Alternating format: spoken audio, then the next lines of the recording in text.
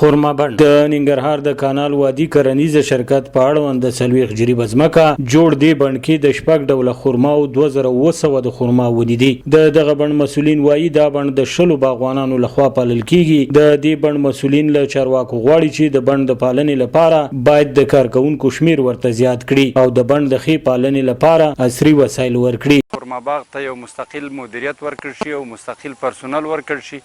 او هم زمان د نوي عصر سامان آلاتو ته زموږ ضرورت دی چې د عربي نړۍ سره په رابطه کې شي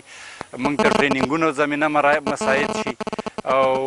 د نوي عصر سامان آلات راوړو چې ترڅو په افغانستان کې د خرما رواج کو او خپلو هیوادوالو ته خوږې خرما وړاندې خو د دې سره دغه بند حاصلات د تیر کال په پرتله ښه شوي او مسؤلین وایي چې سږ کال به دغه بند 60 ټنه د خرما حاصل ورکړي. تیر کال زموږ حاصلات د 1413 ټنو په خواوشا کې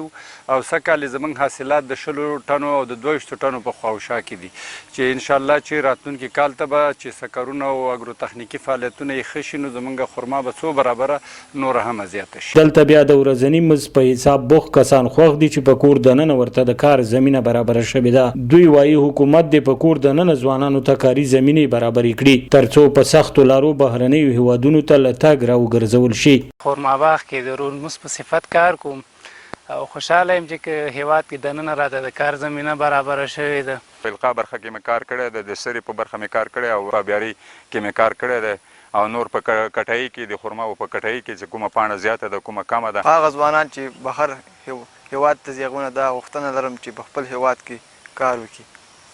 او چارواکو نه دا غوښتنه لرم چې په خپل هیواد کې ورته کار زمینه برابر شي. ننګرهار کانال رئیس بیا د خرما بند د مسؤلینو له لوري یادې شوې ستونزې مني او د حل په برخه کې په راتلونکي کې د لازمو اقداماتو د ترسروي ډاډ ورکوي. پلان لرو چې هغه وسایل په هر ځای کې پیدا کیږي هغې ته لاسرسی وکړو او وسایل د ګرد افشانۍ لپاره او کوم چې په فني لحاظ باندې په خرما باغ کې پکارېږي